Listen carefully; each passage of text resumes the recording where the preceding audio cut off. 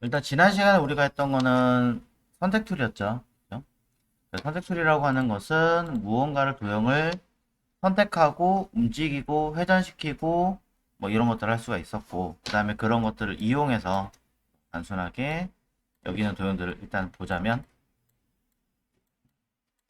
자, 이런 도형들을 클릭해 선택하고 Shift 누르면 추가 선택이나 반대로 해제할 수 있었다. 선택할 때는 일반적 유틸리티 프로그램 계통하고 좀 다르게, 자, 드래그 했을 때 일부 조금만이라 선택됐을 때도 선택이 가능하다. 반대로 얘기하자면 선택된 아이는 풀리고 선택되지 않은 아이는 선택하는 방법도 처리가 가능하다라는 개념이었습니다. 자, 이런 상태에서 우리가 쓸 수 있는 다양한 기능들은 컨트롤 G, 그룹이라는 개념과, 그리고 반대에 그룹 해제, 그리고 그룹이 아니라 아예 잠궈버려서 선택을 하지 못하게 만들 수 있는 방법도 있고요. 이건 이거 선택 안 했었죠. 그 다음에 선택한 아이를 숨기게 만드는 방법도 있었습니다. 자, 선택하지 못하게 잠그는 방법과 숨기는 방법은 아예 삭제를 하거나 못 건드리게 하는 게 아니라 임시로 잠그는 기능으로서 다시 풀릴 수 있는데, 이는 전부 다 풀릴 수 있고요. 또 숨겼던 아이들은 전부 다 나타나게 할 수 있는 기능이 있었습니다. 이걸 하나하나 처리하려고 하신다면은 패널의 레이어에서 설정은 가능합니다만, 일러스트레이터에서는 이 레이어 처리하는 게 일단은 쉽지는 않다라는 거, 이런 이야기를 좀 드렸고요. 그 다음에 이러한 도형들은 한번 그룹을 시켜 놓았을 때 각각의 요소를 따로따로 움직이는 건 쉽지는 않지만, 해당하는 아이를 더블 클릭하시면 화면 내부로 들어와서 주변은 뿌옇게 바뀌고, 내가 선택한 아이 내부에서는 별도로 다시 움직이는 것이 가능하더라. 다 했으면 ESC로 빠져나가면 되고요. 컨트롤 Y라는 기능도 있었죠. 해당하는 도형의 라인 상태를 보는 거죠. 그래서 가장 대표적인 케이스는 겹치는 아이들이 만약에 있다라고 쳤을 때 뒤에 있는 보이지 않는 요소를 찾아낼 때 많이 사용하는 기능 중에 하나입니다. 이때도 자, 해당하는 아이를 선택한 상태에서 앞으로 뺄 수도 있었습니다. 마우스 오른 버튼 눌러도 되지만 단축키 Shift, Ctrl, 대괄호, 하나 앞으로 빼는 건 Ctrl 대괄호지만 이 아이는 어떤 아이들이 겹쳐져 있고 순서가 있는지 확인하기 쉽지 않으므로 평균적으로 일러스트는 맨 앞으로와 맨 뒤로를 많이 사용하게 되죠. 이때 여러 개를 한꺼번에 움직인다면 같이 선택한 상태에서 맨 앞으로 움직이면 전체적으로 맨 앞으로 이동하게 됩니다. 어떠한 도형을 복사해서 붙여넣기 사용한다라고 쳤을 때 컨트롤 C하고 컨트롤 V를 하면, 컨트롤 V는 화면상의 중간에 붙여넣기라는 기능으로 써먹지만, 똑같이 이 아이를 컨트롤 F라는 기능을 사용하면 방금 전에 했던 이 자리에 그대로 다시 붙여넣기가 됩니다.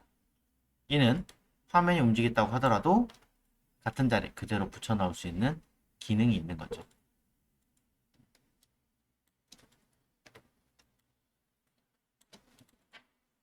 이러한 기능들을 사용할 수 있는 것이 우리는 선택 툴이라고 하는 걸로 표현을 드렸고요. 그 다음에 하나 더 얘기하자면, 어떠한 도형들은 면색과 선색, 일러스트레이터는 이 두 가지의 개념을 가지고 있는데, 면색을 받고 싶으면 면색이 앞에 온 상태에서 더블 클릭이 아니라 더블 클릭은 확인 용도로만 쓰시고, 실제로는 오른쪽 패널에서 컬러라고 하는 패널을 이용해서 색깔을 직접적으로 입력을 해서 쓰는 걸 이야기를 드렸습니다. 이때 컬러의 수치가 소수점으로 들어가는 것은 별로 좋은 것이 아니므로 정수로 사용할 것. 면이 아니라 선의 색깔을 바꾸고 싶다면, 면이 아니라 선의 색깔을 바꾸고 싶다면 선을 앞으로 튀어나오게 해서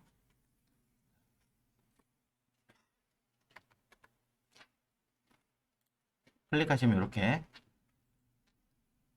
면과 선 둘 중에 하나가 앞으로 튀어나오게 되어 있죠. 선을 앞으로 빼낸 다음에 필요한 색깔을 입력하시면 됩니다. 필요 없다면 아래쪽에 보이는 슬러시, 논이라고 하는 체크를 하시면 없어지게 되는 거고요. 흰색도 사용하실 수 있습니다만 그냥 보기에는 색깔을 아예 안 쓴 것처럼 보일 수 있지만 실제로는 배경을 투명하게 만들어 보면 이렇게 흰색의 색깔이 들어간 것도 파악할 수 있습니다. 그리고 해당하는 요소를 투명하게 만들 수도 있는데 투명하게 만드는 것은 오른쪽 트랜스페어런시라고 하는 패널에서 오퍼시티, 투명도를 설정하시면 원하는 대로 조정이 가능합니다. 이때 단순히 낱개가 아니라 전체의 그룹의 개념으로 잡고 투명한 거 보는 것은 오른쪽 패널에서 트랜스페어런시라고 하는 패널에 있습니다.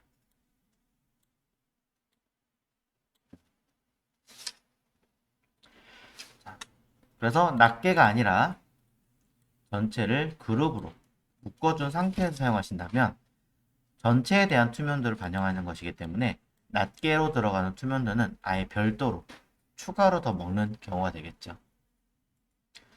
이러한 개념들을 좀 더 이해를 하신다면 일러스트레이터 사용하실 때 큰 부담은 없을 거고요. 또한 전체를 잡는 선택툴, 도형 자체를 잡는 개념으로 사용할 수도 있습니다. 자, 마지막으로 하나의 도형을 선택했을 때 기본적으로 이렇게 전체에 바운딩 박스가 표시되게 되어 있는데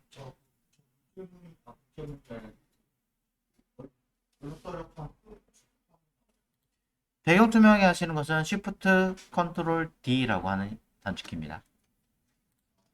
네, 내용상이 여기 있습니다. 메뉴 뷰에 트랜스페어런시 그리드라고 있습니다.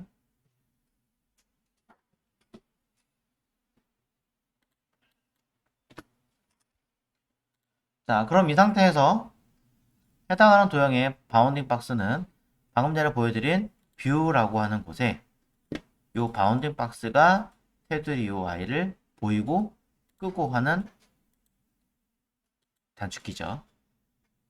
또한 이 바운딩 박스를 잠깐 꺼서 보면 해당하는 도형에 이렇게 점으로 표시가 되어 있는 형태를 볼 수 있습니다. 해당하는 이 도형을 구성하기 위해서 만들어진 포인트, 앵커 포인트라고도 합니다. 이 앵커 포인트도 너무 선이 많으면 점이 많거나 하면 복잡해서 확인하기 어려울 수도 있습니다. 그럴 때 임시로 잠깐 끌 수가 있는데 그게 엣지입니다. 마찬가지 뷰에 있죠. 컨트롤 H라고 하는 키를 눌러서 임시로 끌 수도 있습니다. 단점이라면 이렇게 하면 내가 도형을 선택한 것인지 아닌지 구분하기 어려울 수 있겠죠. 그러니 너무 복잡한 경우에는 임시로 잠깐 껐다 켰다 할 때 쓰시고 바운딩 박스도 필요할 때 크기나 각도 또 이동 같은 걸 사용하셔야 되기 때문에 평균적으로 켜놓고 사용을 합니다. 자, 비슷한 단축키가 중간에 하나 있습니다. Shift Ctrl H라고 하나 들어있는데요. 이 아이는 일러스트레이터에서 사용하는 기능에는 이렇게 아트보드라고 해서 화면에 종이 같은 틀이 하나 들어있습니다. 이 종이를 보이게 할 거냐 안 보이게 할 거나 라고 설정하는 기능이 아트보드라고 하는 기능이었던 거죠. 여기까지가 지난 시간에 배우셨던 선택툴과 관련된 내용들이었습니다.